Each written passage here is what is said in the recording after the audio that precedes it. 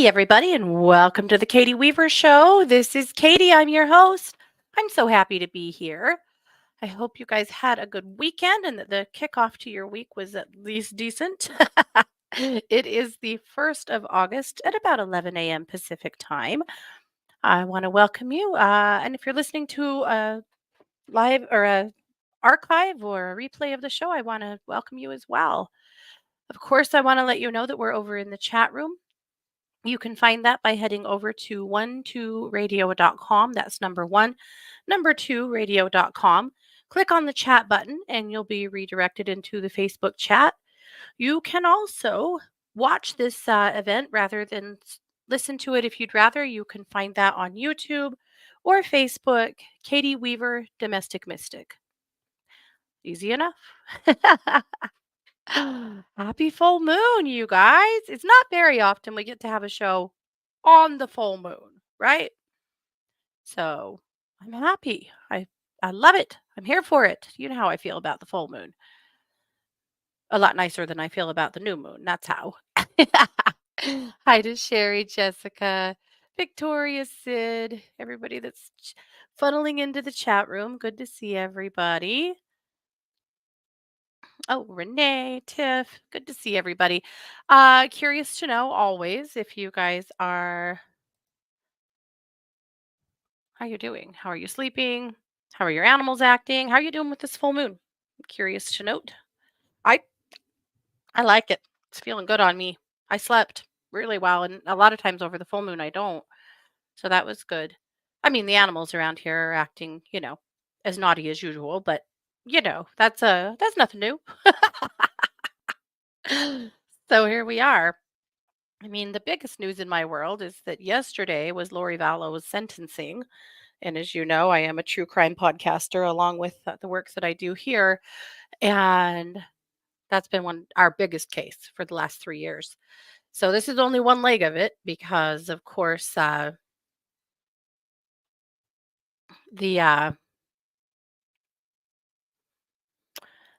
the co-defendant Chad hasn't been tried yet, and Lori's also not been tried in Arizona yet. So all of those things are still to come. But she was sentenced yesterday. She gave the craziest, grossest, wildest speech I have ever heard on her own behalf.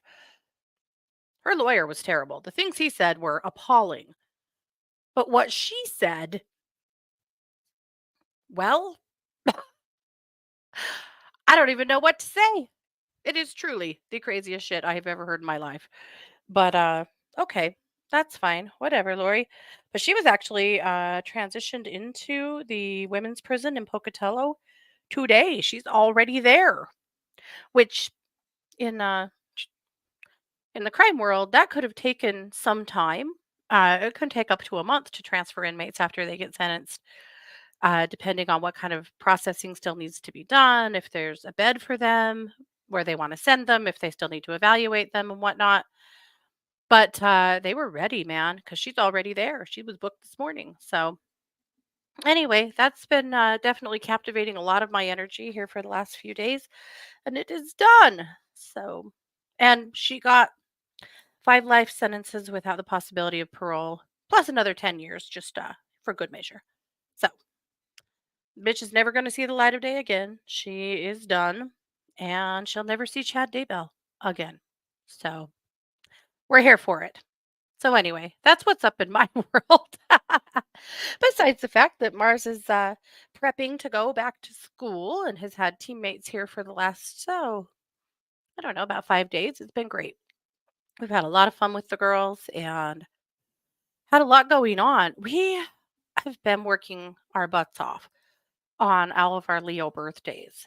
So we have my sister Kara.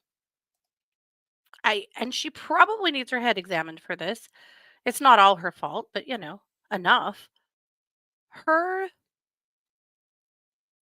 She's a Leo, and both of her kids are Leos, and two of her stepsons are Leos, and one of the stepsons is getting married here in a couple of weeks, and guess what?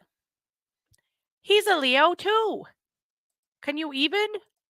I mean, we are Leo'd out around here. Now I love my Leos, but that's a lot of birthdays in a row, man.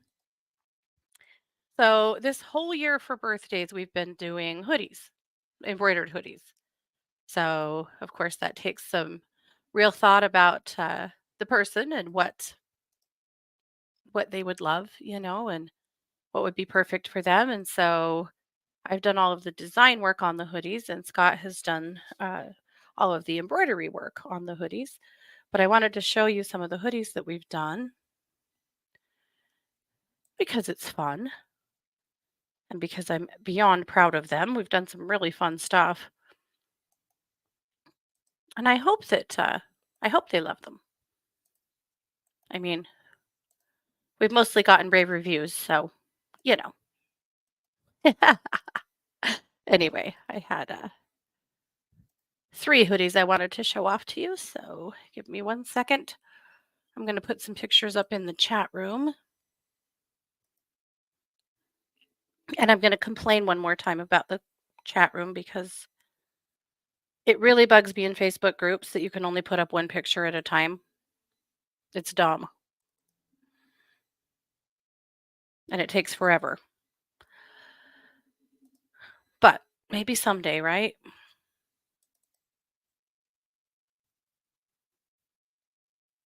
What do you guys think of Twitter turning into X?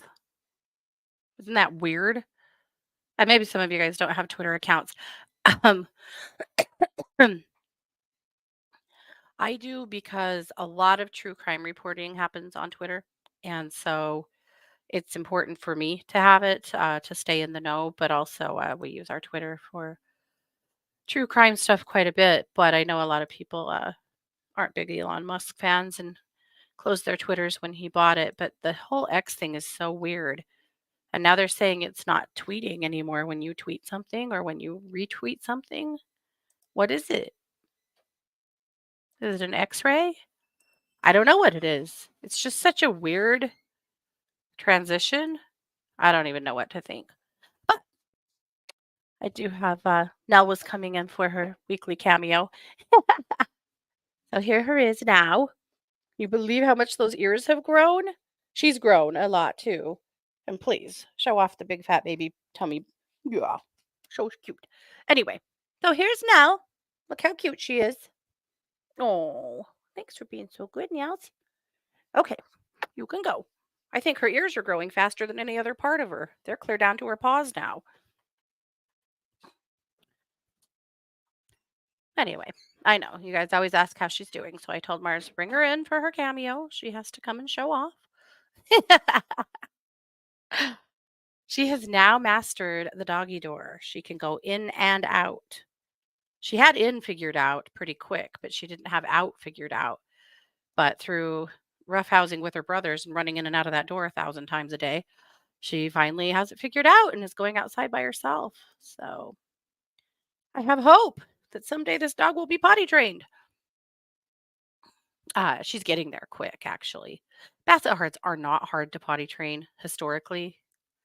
So they're smart, and bigger dogs are usually easier anyway. They just have bigger bladders and more shame of themselves, I think. Because tiny dogs like Chihuahuas are a nightmare. Actually, I think the dog that is the hardest to potty train is a Yorkie, in my opinion. From work with client dogs, Yorkies to me seem to be the most obstinate about potty training. But maybe I'm wrong. But Chihuahuas they're not far from the pack. They're jerks to potty train.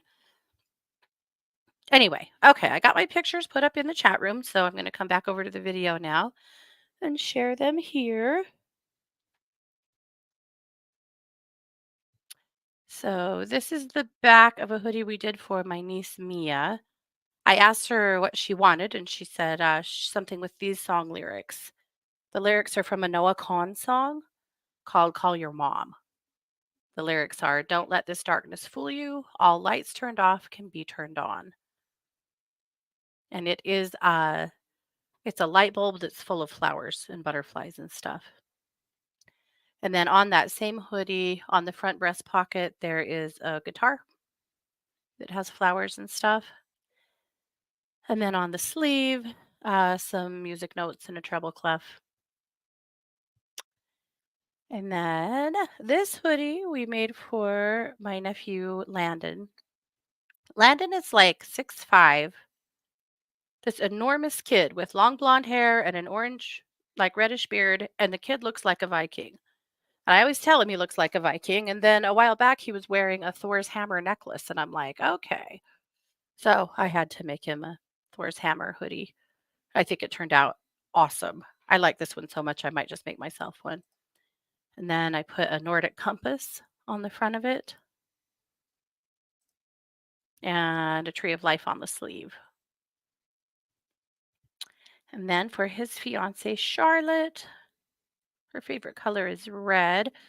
So we did a red, or not a red hoodie, but with a sunflower on the back that the stem spells out love,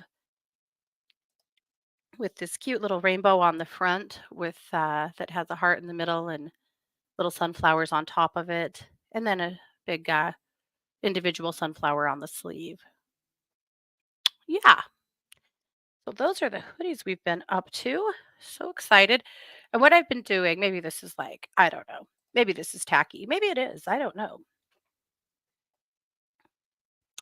Uh, but I've just been using these hoodies as inspiration to start getting some posted on Etsy, and we've been selling some, which is so much fun. So if you want to look at our hoodies on Etsy, there's a few more that we have that I haven't showed you, but we're taking special orders for them. So I put links in the chat rooms, but my Etsy store is it's also in my show notes if you're in the video, but it is Joyful Goddess Designs on Etsy. So you can go check those out. But yeah, we're having a ball with them. I would love to just do, a lot of them. Yeah. Yeah. Any hint? Oh, as to Lori's motivation? Ooh, Joni. Ultimately, Lori's motivation, I think, was the the money angle was huge. Uh, that was a, a big part of it. But the other part of it is that, excuse me.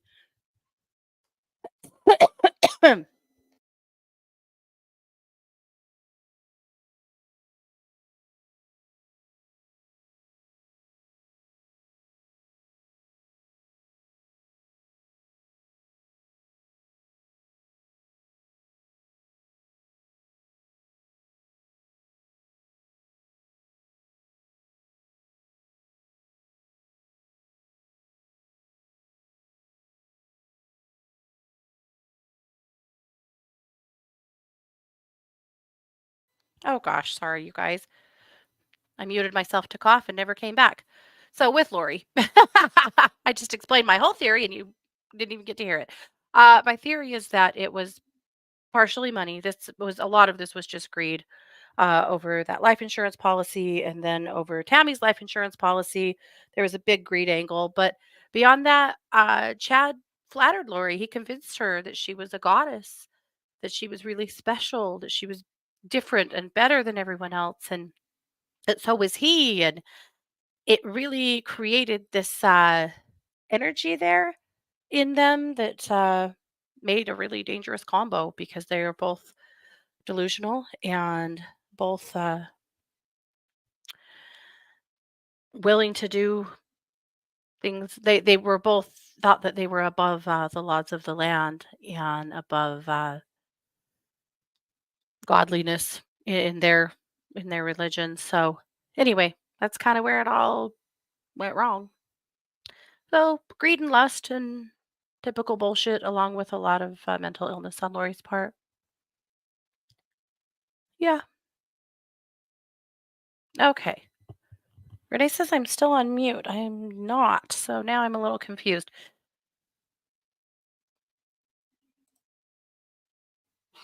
Okay, so I'm thinking you can hear me now. Did all of the nefarious acts occur after Lori met Chad? No, actually, Jane, they didn't. Well, okay, we don't know that. Lori's third ex-husband, Tylee's dad, he died under suspicious circumstances clear back in 2019. And his name is Joe Ryan. And there's a real theory there that that may have actually been her first murder, she and her brother Alex, that may have actually been the first one. There's some pretty compelling evidence there, but he was dead for a fair amount of time in his apartment before he was found, and he was cremated, and there's no evidence anymore, but there's a pretty good going theory that that may have been the first one. And then, of course, her fourth husband, Charles, and or sorry, fifth husband, Charles, fourth husband, Charles, and then, the kids and Tammy. So, yeah, it's possible that she's got 5 deaths on her hands, but I know, completely bananas.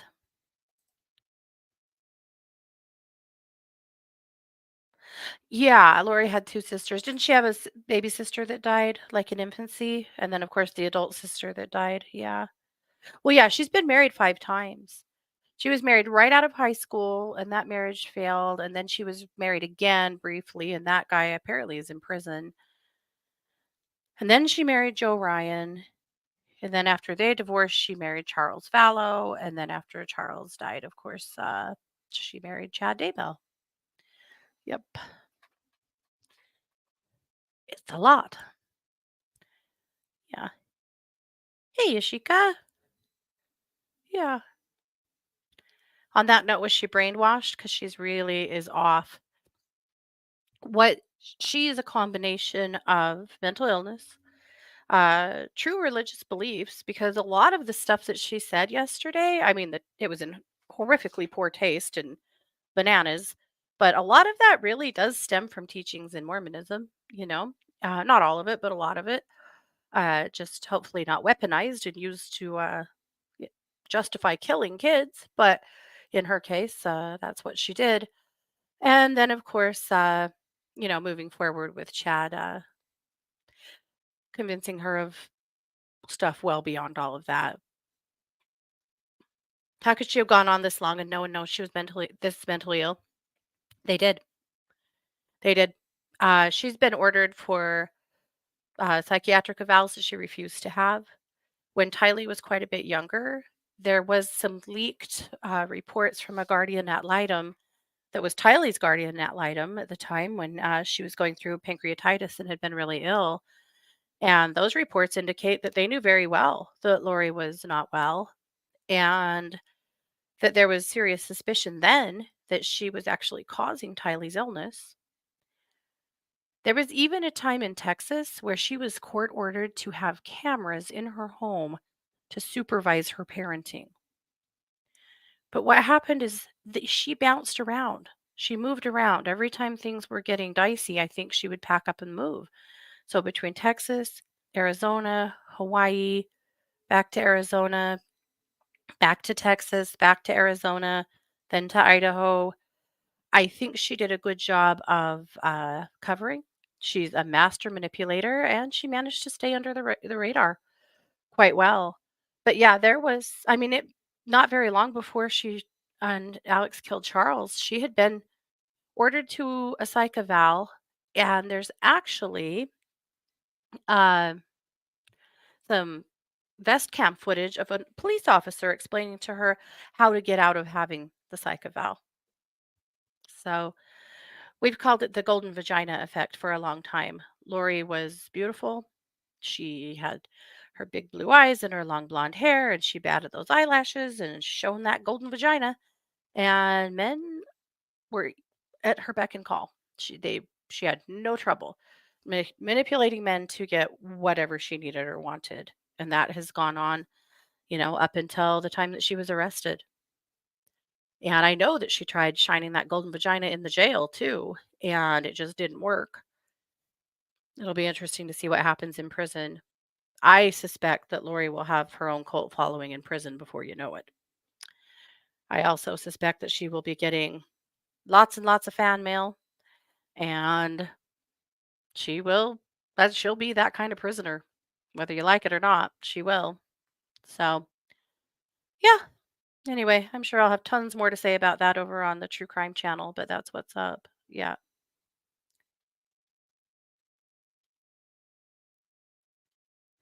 Right. I mean, yes, true smiling. Her sister Summer talked about Tylee's pancreatitis and the abuse. Yeah. It really bothered me yesterday. I'll say this and then we'll move on from this topic. But it bothered me yesterday when she was giving her statement that the prosecution did not object to her saying that Joe Ryan had sexually abused Tylee because there is no legal proof of that. He was never charged, he was never convicted. And in the Guardian ad litem papers that we read, they didn't believe it was true. They had interviewed Tylee into infinitum and did not believe what Lori was saying was true about that at all. They felt like she was just saying anything she could to hurt Joe and to try to get full custody of Tylee, and that's where that came from. So I don't think she should have been allowed to put that information on the record because there's no proof of it being true, and that's a really serious allegation. And poor Joe isn't even allowed alive to defend himself, and I think that that shouldn't have been allowed, but, you know, who am I?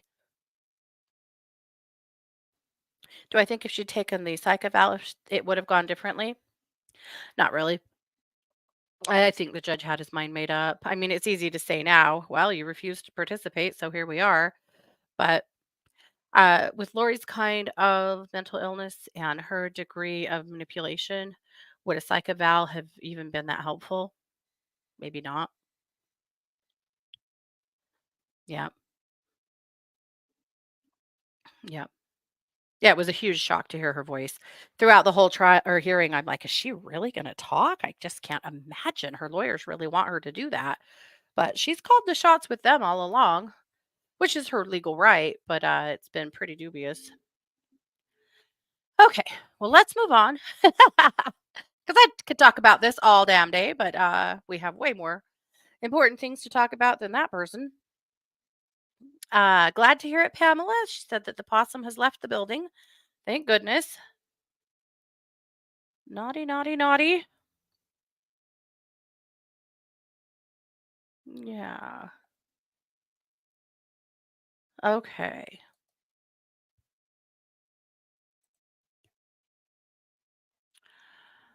I'm going to put a link to Luminous in the chat room and we'll go through a few things in there because, hello, it is a full moon. It's the sturgeon full moon. Years ago, my dad caught a sturgeon and released it, don't worry. But the guide that was with them said that they figured that that sturgeon was 120 years old. And it was huge. It was 12 feet long and enormous. It was an amazing, amazing thing. But of course, it was released. But anyway, I like all of the sturgeon full moon lore. I think it's really interesting. So we're going to talk about it.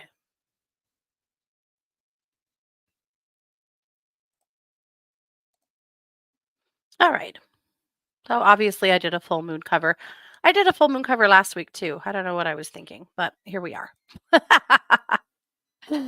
So obviously, I did call this magazine this week the Sturgeon Full Moon Edition because hello, it is. And I get so excited for this full moon because it really, to me, is the ushering in of fall.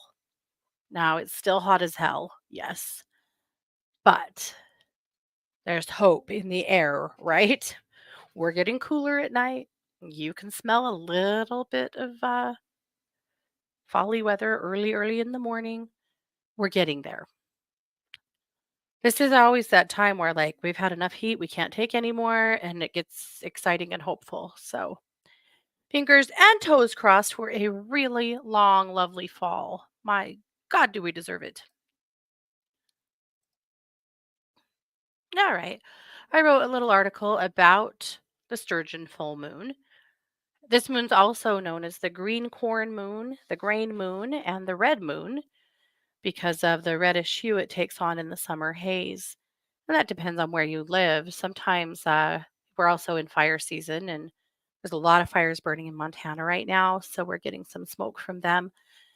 I think in Oregon too. But at any rate, that turns the sun red and the moon red. Uh, but here it does too because they're cutting grain. And when they cut grain, it puts an enormous amount of dust in the air. That also is a part of that, what they called summer haze. So let's talk about sturgeons. They can live well over 100 years. They have been on the planet for many, many millions of years.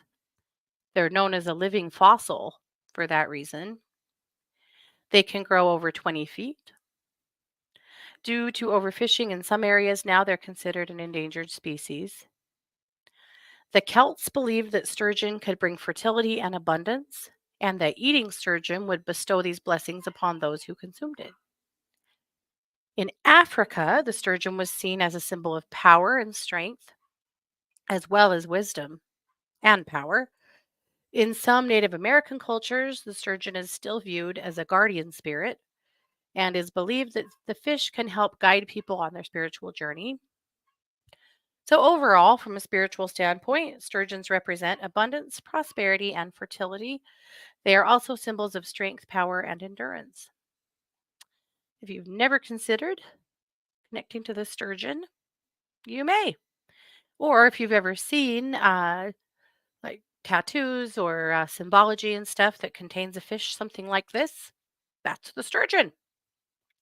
That's what we're talking about. This incredible, enduring fish. They also are brackish. Some of them are freshwater, some of them are saltwater, or somewhere in between, which I always think is really interesting. And sturgeon occur in almost every continent, which is also really interesting.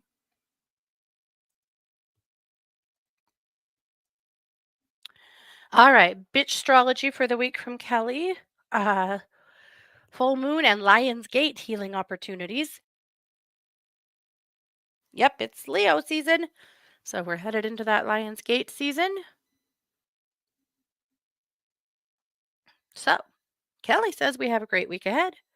We have two full moons in August, bookending the month. The first is this Tuesday in Aquarius and will illuminate our healing process.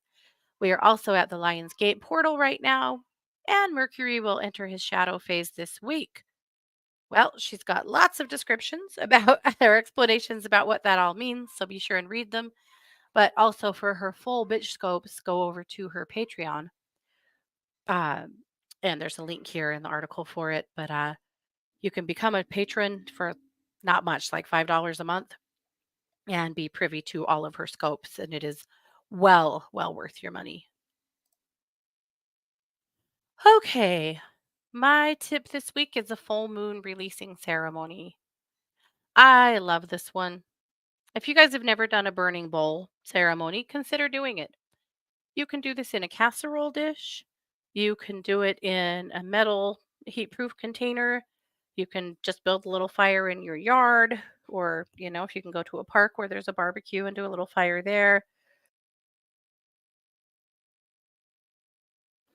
That's pretty cool to do all of that. But here's the idea behind it.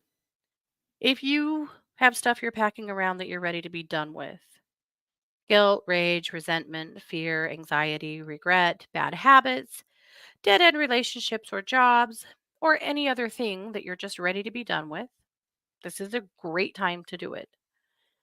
So, first, you got to write it down. Some of you will write a novel, and some of you will write a few lines, and it doesn't matter. It's all about your heart, your intentions, what you're ready to just purge from your life, right? And then, under that full moon, burn your paper. Burn it in a heat proof dish or a fire pit or wherever, and really sit with those flames and envision the rays of the moon purifying your life and releasing you from whatever's been holding you down. If you do it indoors and then you have a few ashes, you can throw those in a moving body of water. You can just flush them. You can bury them. You can do whatever you want with them. But if you want to, go on with the ceremony, you can certainly throw them into the river or the ocean to just be carried away. So that's up to you. But that's how to do an easy full moon releasing ceremony. Full moon always has me feeling like I want to do some kind of ceremony. Partly, I think, because for so many years I was involved in full moon goddess ceremonies.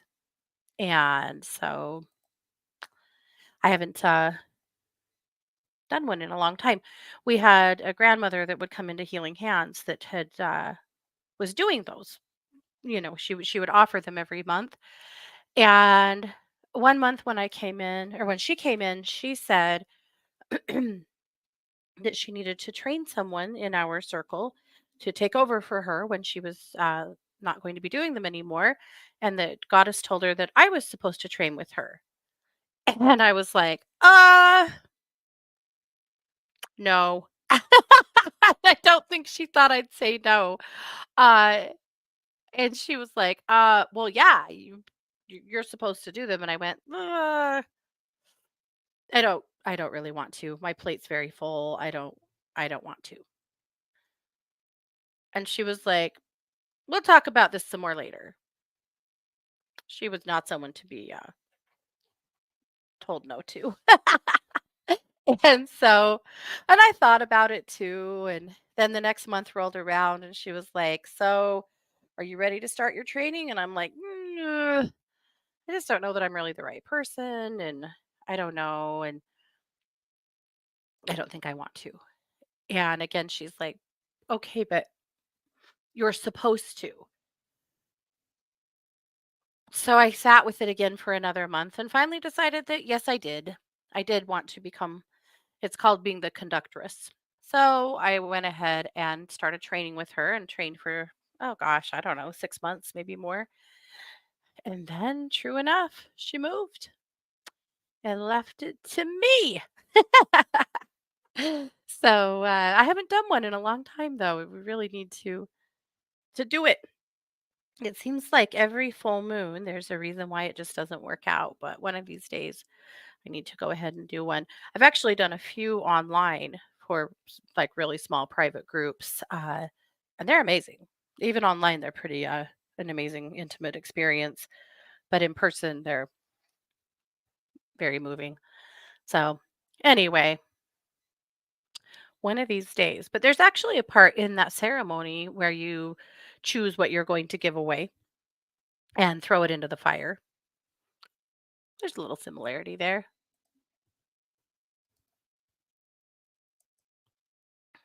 All right. The energy exercise for this week is Shakti manifesting with Christy. And then, of course, Ginger has heart happenings. She has got crystals this week for the zodiac. Let's take a look at Aquarius. Since this is an Aquarius full moon, your crystal is Apache Tears to help with forgiveness, to produce transformation, to release anything or anyone that no longer serves your highest good. Nice. Love Apache Tears. In Arizona, Apache Tears are all over the place. They gather them and and then, you can buy them all over the place, but, because they are volcanic, and it's just one of the things that, has naturally occurred there, and so I've had a lot of Apache tears over the years from Arizona, some that my dad gathered when he was there, the year before he died, and so they're just cool. They're special. Alright, over at True Crime Squad, I included for you, to me, 2 of the most important things. I didn't include the judge, the his final word in the sentencing, probably should have, but Lori's speech is here if you're interested in watching that, and being just utterly dumbfounded and maybe ready to fight. But I also included the prosecution sentencing recommendation because Rob Wood was absolutely amazing yesterday. Absolutely fantastic. So, if you're interested, you can watch those there. Jamie has a brand new video about living life with no regret, and that's it. So, hopefully, you found something in Luminous that speaks to your heart. And If you want to subscribe to Luminous, you can do that in my show notes. You can there's a link there to click on to add yourself to my mailing list. Are any of my kids into metaphysical or gifted? Yeah, they all are actually in one way or another. They all have kind of their own, you know, areas that they're interested in. Like none of them work in the field or anything, but Mars is ridiculously psychic. But they all three have had pretty interesting gifts over the years. Lots of empathy. Micah is such an empath, and that's been something he still has to work on managing from time to time. And Matea is really empathic too, but in a different way. She really uses her empathy as a way to lead and to help other people and help people to do, to accomplish goals and stuff like that. She's really good that way. But yeah, they all are. They all have their own decks of cards and use them from time to time. And whenever Micah comes home, he finally took it home, but he used to have this whole chest of cards. And every time he'd come home, he'd roll them all out and do readings at the table. And if he had any friends over here, he'd read for them. And I think last time he was here, he finally took his cards home, but probably should. Okay. Because it is the full moon, and I think we missed last week, I thought we would do full moon fairy tale tarot. So I already pulled the card. This, of course, is from Lisa Hunt's Once Upon a Time full or not full moon. That was us.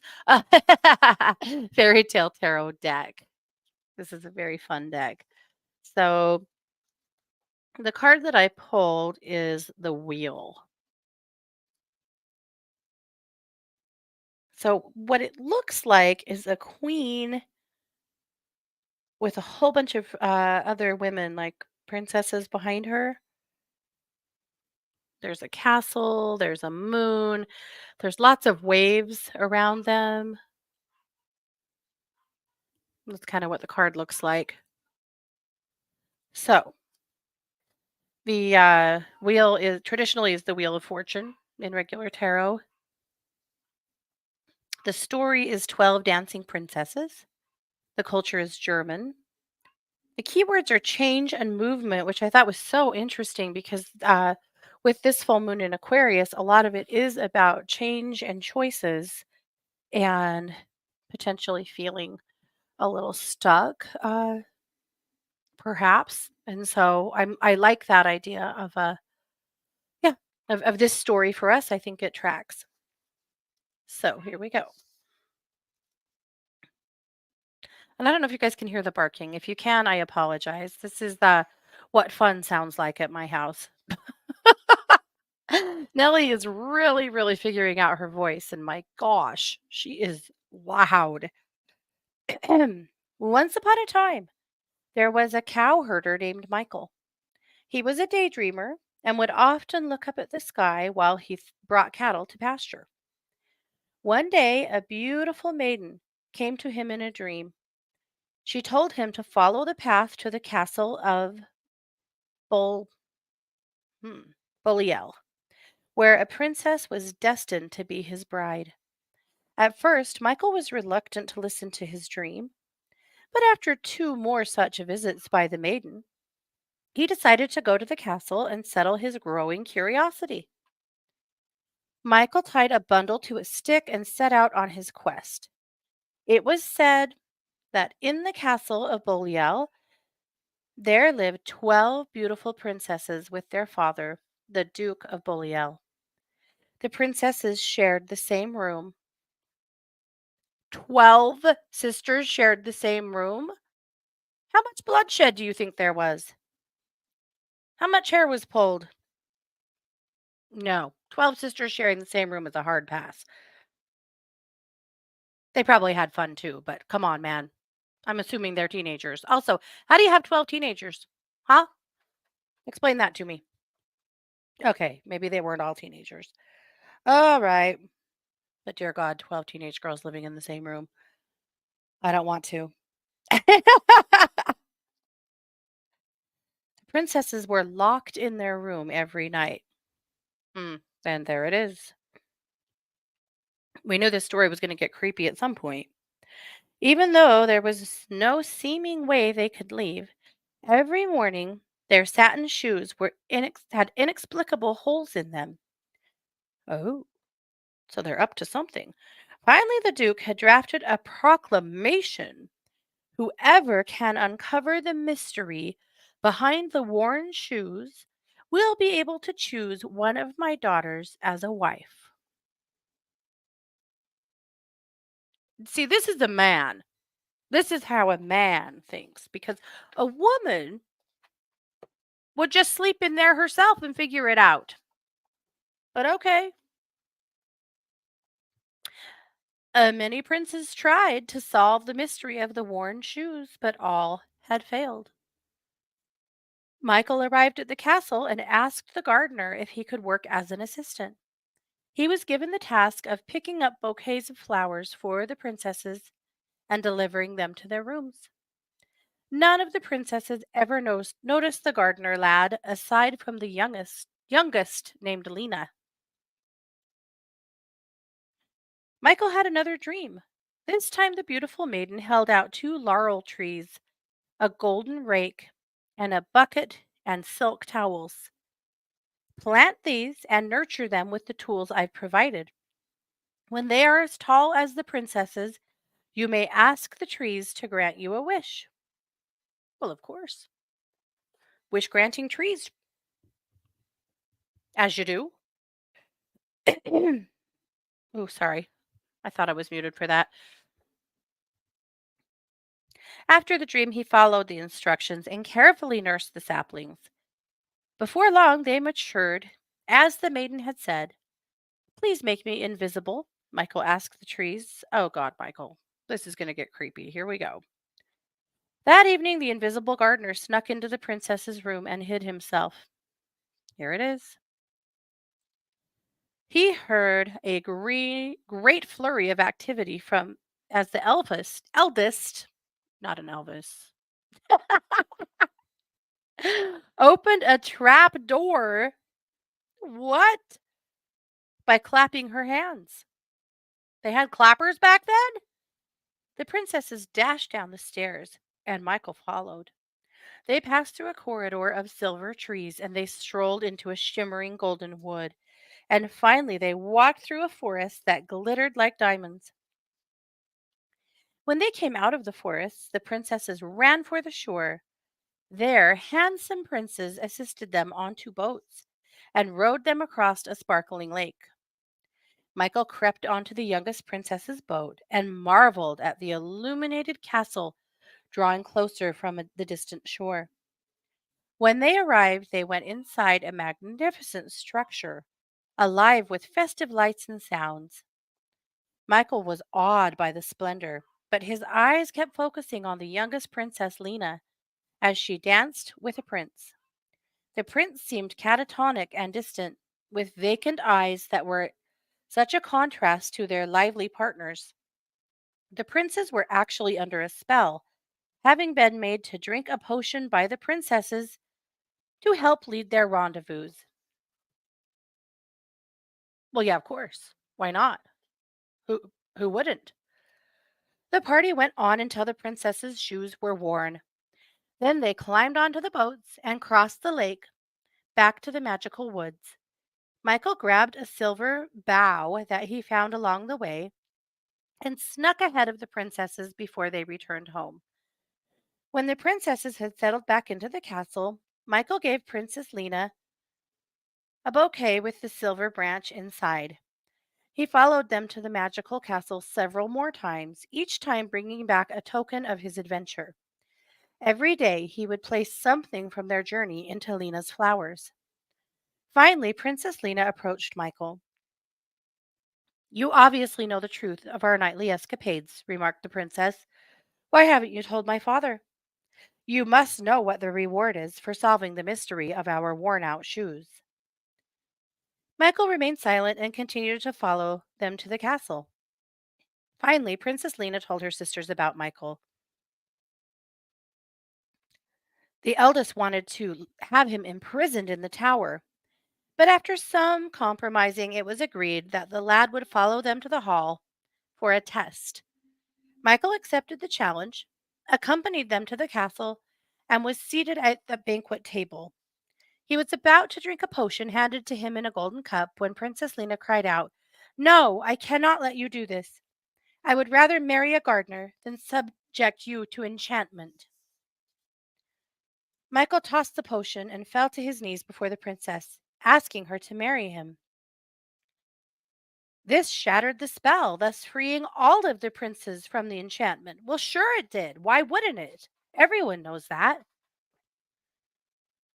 The liberated princes kneeled before the other princesses, and some were chosen as husbands.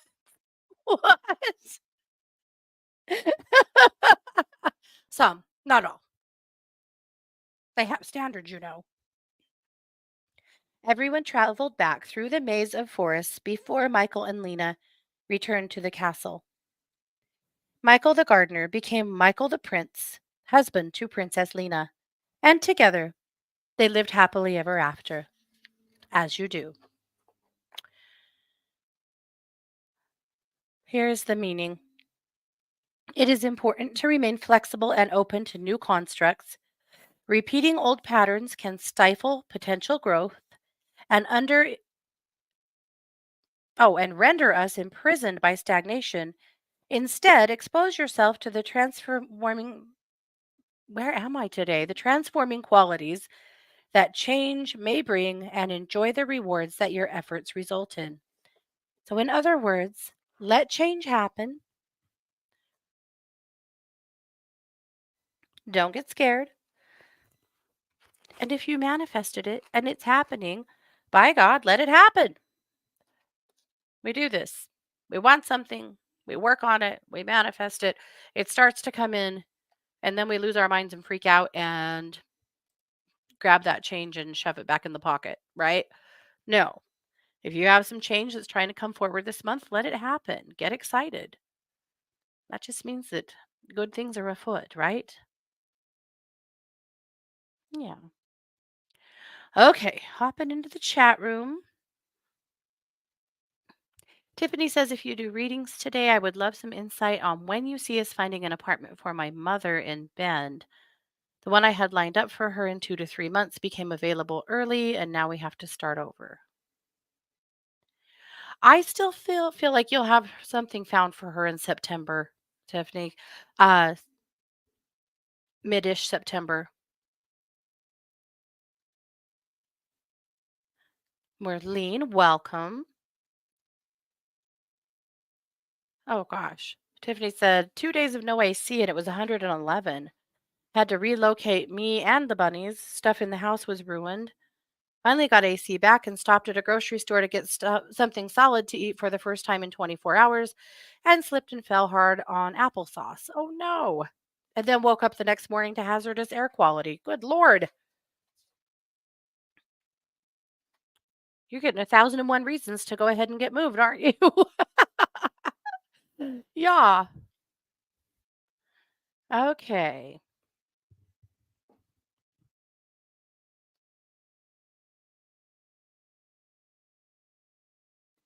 A general card for Denise.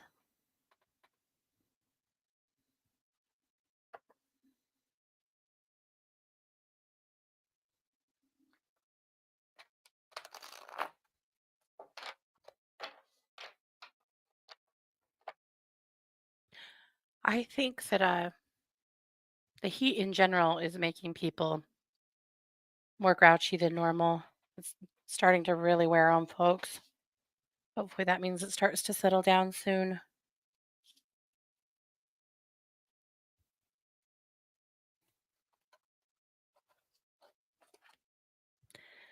Well, the card, Denise, is triumphant success. August is a month for you that I feel like you really need to have some fun in some way, even if it's just going to a movie, having lunch with a friend, something to look forward to that breaks you out of the mundane. Denise would be amazing. So, triumphant success. We'll take it.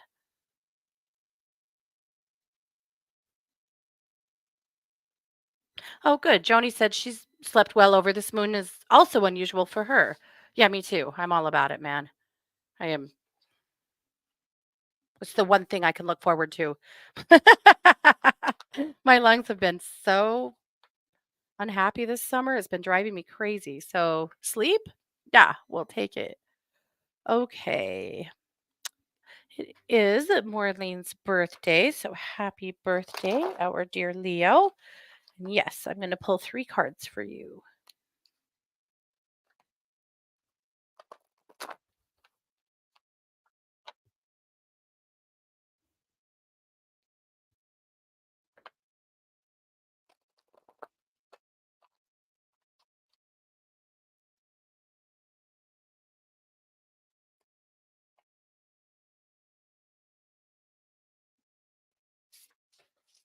Okay.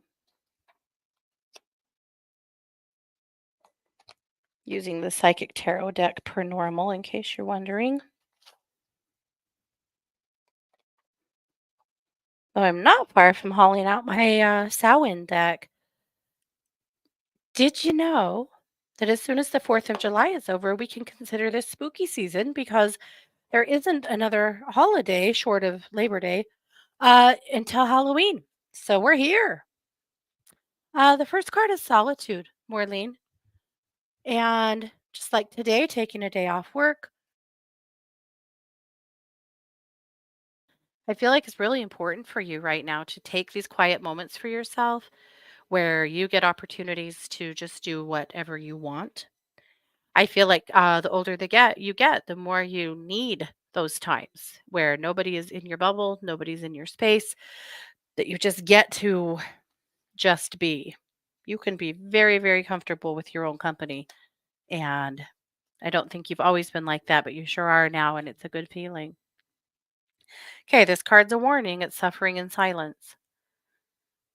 This is usually a card that comes up when it's time to address something, whether it's jobs, health, whatever it is right now that, and here in the next upcoming couple of months that is under your skin.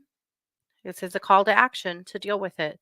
So make that doctor's appointment or get a mentor to talk about the job stuff or whatever it is. You find a way to work on it and don't just suffer in silence and try to ignore it away. It's not going away. You've got to address it and take care of yourself. And the last card is the solar plexus chakra. So, the outcome of the work that you are engaging in here is a huge boost in your own personal power, your self esteem. I love this. Also, all that yellow, that's Leo right there, right? So, Maureen, it's going to be good. I feel like some good work happens on your behalf. You deal with some things that have been eating at you, and good things come from it. So, we'll take it. Love every second of it. Okay. JR says, "Sounds like I need a strong drink." I bet I do. Yeah. Sherry said, "Could you feel into my daughter? Is she happy? Is she too busy?" She's busy, super busy, but she is happy, and I feel like she likes everything she's doing. However, as she gets older, and even now, it's always going to be a role for you to give her permission to let things go. She's a real finisher, she doesn't like to quit anything, stop anything. So she may need you from time to time to say, "Hey, Megan, it's okay to decide you don't want to do this anymore or to take a break from it if that's the case." She reminds me of my Sages who they're just good at everything. And so they get roped into doing everything. And you kind of come back to that just because you can doesn't mean you have to. But happy, yes. Okay. And that's all we have time for. So don't forget that I am a professional psychic advisor over at one2listen.com. And you can find me over there every single day doing readings and healings and everything in between. and we'll go from there. So, thanks so much for being here, you guys. This has been yet another production of the Katie Weaver Show here on 1 2 Radio, where we're changing the way you listen to the world.